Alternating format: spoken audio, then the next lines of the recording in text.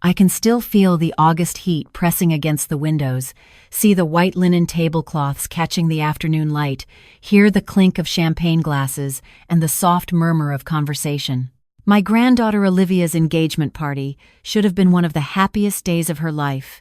She was radiant in her pale blue dress, her hand intertwined with Nathan's, showing off the ring to her cousins. But I knew, even as I arranged the appetizers and greeted the guests at my front door, that trouble was coming.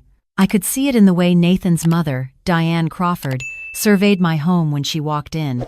Diane arrived exactly on time, which somehow felt like a power move. She stepped through my doorway in a cream-colored suit that probably cost more than my monthly pension, her blonde hair swept back in a perfect chignon, her eyes scanning every corner of my living room like she was appraising it for auction. She didn't hug Olivia. She didn't congratulate her. She air-kissed somewhere near her cheek and immediately turned to examine the photographs on my mantel. "Cozy," she said, and the way she pronounced that single word made it sound like an insult. "I'm Margaret Chen. I'm 64 years old. I raised my daughter Christine as a single mother after my husband passed when she was only 7. Christine grew up to be a wonderful woman, a pediatric nurse who married a good man, and together they gave me Olivia, my granddaughter, my heart, my pride. And now she was marrying Nathan Crawford, whose mother apparently thought our family wasn't good enough to breathe the same air as hers. "Mrs. Chen," Diane said, finally acknowledging my existence. "I hope you don't mind, but I've taken the liberty of booking the country club for the wedding reception. Nathan mentioned you were planning to have it here, but obviously that won't do.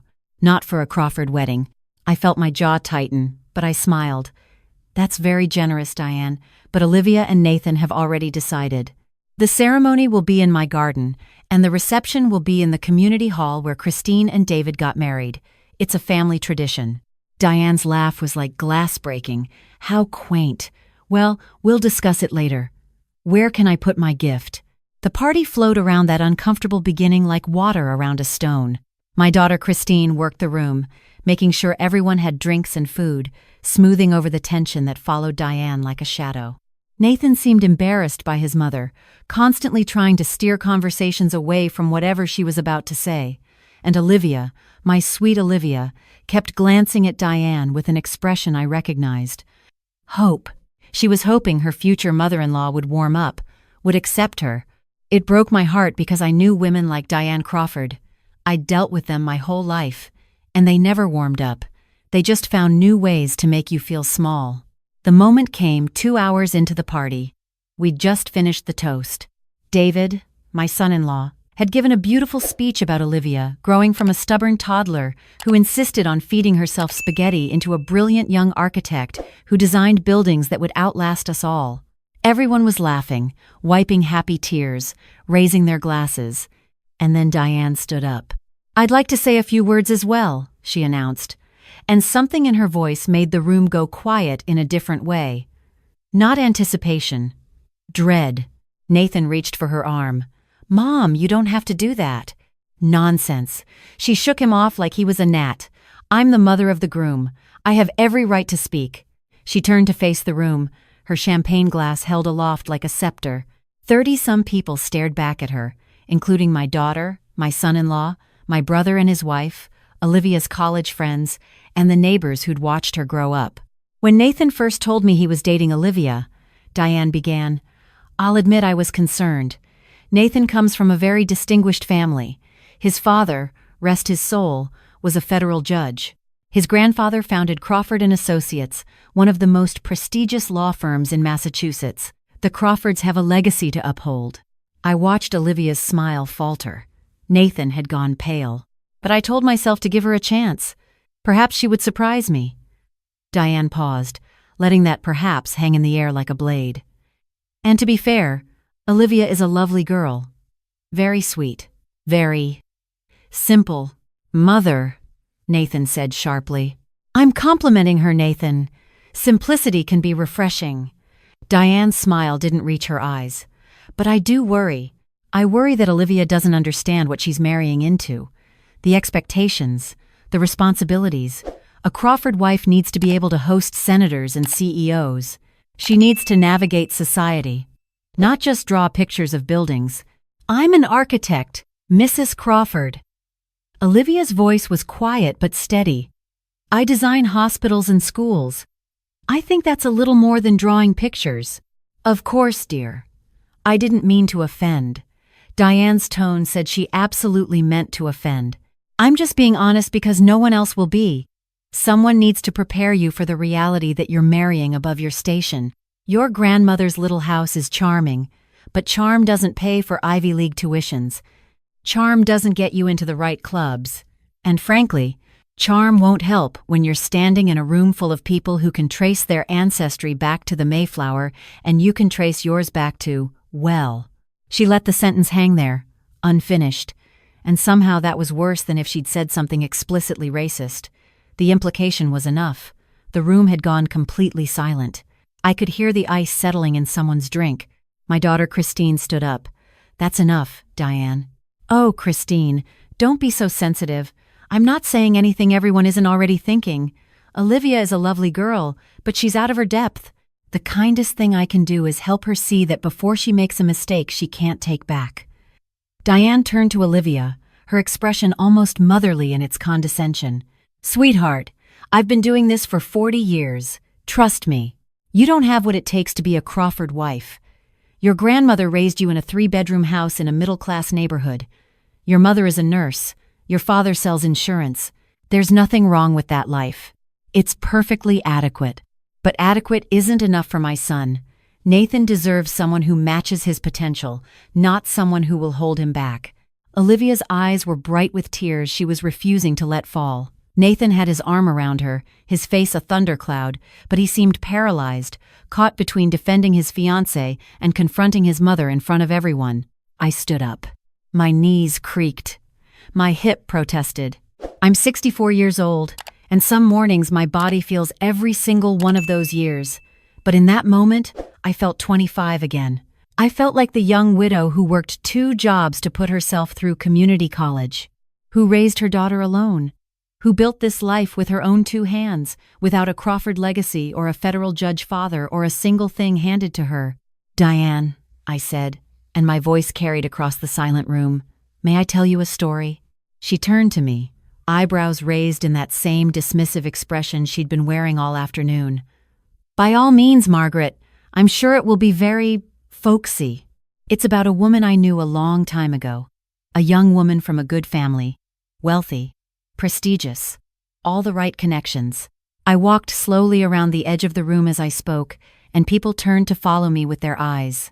This woman got married young, 21 years old. Married a man from another good family because that's what was expected of her. And 2 years later, she had twin boys. Something flickered across Diane's face. Just for a second, a crack in her composure. Beautiful boys, I continued. Healthy, perfect. But here's the thing about babies. They don't care about your family legacy. They don't care about your country club membership. They cry at 3 a.m. and spit up on your designer clothes and need you in ways that are messy and exhausting and utterly inconvenient. I don't see what this has to do with anything, Diane said, but her voice had lost some of its edge. This woman, she wasn't prepared for that. She'd never had to work hard for anything in her life. Everything had been handed to her. Nannies, housekeepers, parents who solved every problem with a check. I stopped walking. I was standing directly across the room from Diane now. So when her babies were 8 months old, when her husband was traveling for business and the nanny had quit and she was alone with 2 screaming infants, she made a choice. The room was so quiet I could hear my own heartbeat. She packed 1 bag, she took the car, and she drove away, left those 2 baby boys alone in their cribs, and drove to her parents' summer house in Newport and didn't come back for 3 days. Diane's champagne glass trembled in her hand. Her husband found the babies dehydrated and covered in their own waste. He rushed them to the hospital. They both survived, thank God. But one of them, the smaller one, he developed an infection from lying in a soiled diaper for so long. He was sick for weeks. He still has the scars. Stop. Diane's voice was barely a whisper. The husband divorced her, of course, took the boys and moved across the country, changed their names to protect them from the scandal. And this woman, she remarried a few years later, had another son with her new husband. A son she actually raised this time, probably because she had enough money for a full-time staff by then. And she never told anyone about the children she'd abandoned, never tried to find them, just pretended they didn't exist. How do you know this? Diane's face had gone gray. She looked like she might faint. I reached into my pocket and pulled out my phone, pulled up the photograph I'd been carrying for almost a month now, walked across the room and held it up so everyone could see. 2 men in their 40s, both with Diane's nose, both with her sharp cheekbones and her blue eyes. One of them had a scar running along his left forearm, pale and raised against his skin. Their names are Robert and William Marshall now, I said. Robert is a firefighter in Seattle. William is a social worker in Portland. They've been trying to find their birth mother for 20 years. They hired a private investigator last spring. And do you know what they found, Diane? She didn't answer. She was staring at the photograph like it was a ghost. They found that their mother had remarried a man named Gerald Crawford, that she'd had a son named Nathan, that she'd spent 40 years pretending to be something she's not, a woman of impeccable breeding and standards and moral character, while 2 little boys grew up wondering why their mother threw them away like garbage. That's a lie, Diane said, but there was no conviction in it. That's a vicious, horrible lie. Robert has the hospital records. My voice was steady even as my heart pounded. He has the divorce filing. He has photographs of himself as a baby that you left behind when you fled. He found me because he was doing research on Nathan, trying to decide whether to reach out. He wanted to know if his half-brother was a good person, if meeting him would be worth the pain. Nathan stood up slowly. He was staring at his mother like he'd never seen her before. Mom? Is this true? Nathan, sweetheart, it was so long ago. I was young. I wasn't well. You have to understand. Is it true? Diane crumbled, literally crumbled, like someone had cut her strings. She sank back into her chair, her champagne glass tilting, spilling onto the tablecloth. Yes, she whispered. Yes, it's true. The room erupted. People were gasping, whispering, some of them already grabbing their phones. My daughter, Christine, had her hand over her mouth. Olivia was crying freely now, but they were different tears than before.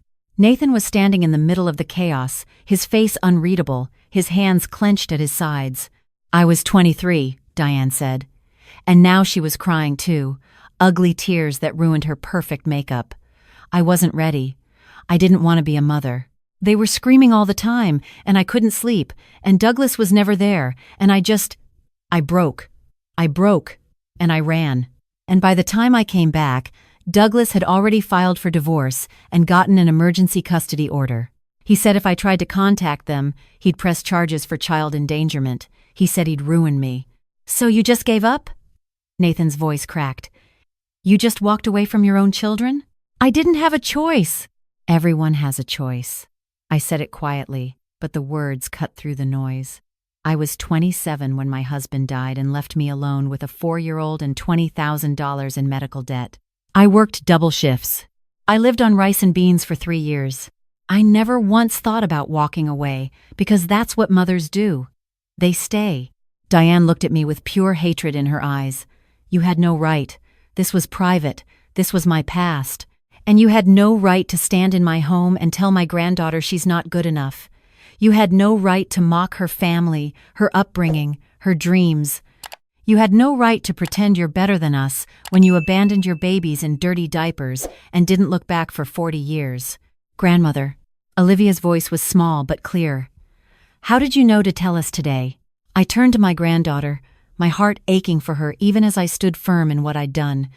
Robert contacted me 3 weeks ago.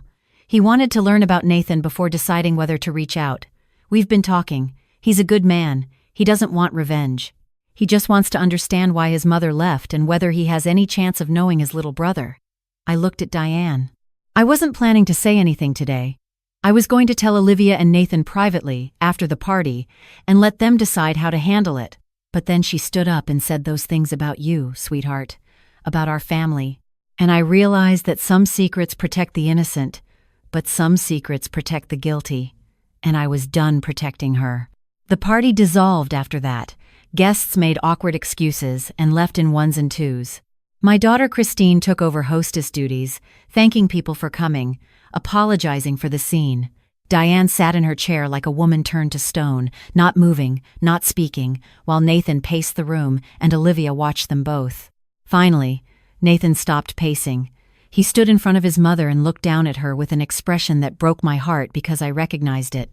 It was the expression of someone whose entire understanding of their parent had just shattered. "I need you to leave," he said quietly. "Nathan, please. Let me explain. I don't want your explanations right now. I need to think. I need to process the fact that I have two brothers I never knew about. That my mother isn't who I thought she was." His voice broke on the last word. "Just go. I'll call you when I'm ready." Diane gathered her purse with shaking hands. She walked toward the door, then stopped and turned back. "For what it's worth," she said, looking at Olivia, "I was wrong about you. You're stronger than I gave you credit for. And you," she looked at me, "I suppose you did what you thought was right. Mothers do tend to protect their own." "Yes," I said. "We do." She left. The click of the door closing behind her seemed to echo through my empty house. Nathan and Olivia stayed late that night. We sat in my kitchen, the three of us, drinking tea and talking through everything. I showed them the messages from Robert. The photographs of him and William with their families, their children, Nathan's nieces and nephews that he'd never known existed. "I want to meet them," Nathan said finally. "If they'll have me." "They will," I assured him. "Robert has been hoping for this. He doesn't blame you, Nathan. He knows you didn't know." "I don't understand how she could just leave." Nathan shook his head. "How do you walk away from your own children?" "I've asked myself that question for 3 weeks," I admitted. "And I still don't have an answer. But I do know that her choices aren't your fault, and they don't have to define who you become." Olivia took his hand. "We'll figure this out together." I watched them, these two young people I loved so much, and I felt the weight of what I'd done settle onto my shoulders. I'd exposed a woman's darkest secret in front of her son and dozens of witnesses. I'd potentially destroyed their relationship forever. I'd changed the trajectory of multiple lives with a single decision. Was I right to do it? A week later, I got my answer. Or at least part of one. Nathan flew to Seattle to meet Robert. Olivia went with him. They spent 3 days there, meeting Robert's wife and children, hearing the stories of his childhood, seeing the scars both visible and invisible that Diane had left behind. William drove up from Portland to join them. The 4 of them, brothers and future sisters-in-law, discovering each other for the first time. Olivia sent me photographs. Nathan and Robert standing side by side, the resemblance so strong it almost hurt to look at. William laughing at something, Nathan said. Robert's kids, ages 8 and 11, climbing all over their new uncle like he'd been part of their lives forever. Robert cried. Olivia told me on the phone that night. When he first saw Nathan, he just broke down. He said Nathan looks just like their father. He said it was like seeing a ghost. How is Nathan handling it? He's overwhelmed, angry at his mom, sad for his brothers, but mostly, he's grateful. He keeps saying he can't believe he spent his whole life not knowing they existed. He's already talking about having them at the wedding. The wedding. Right. I'd almost forgotten that all of this had started with an engagement party. What about Diane? I asked. There was a pause. She's been calling Nathan every day. He hasn't answered yet, but he will eventually. He's not the kind of person who can stay angry forever. Another pause. Robert's not sure he wants to see her. William definitely doesn't. They've spent 40 years making peace with her absence, and now she's suddenly real again. It's complicated. Yes, I said. It is. The wedding took place 3 months later, in my garden, just as Olivia and Nathan had originally planned.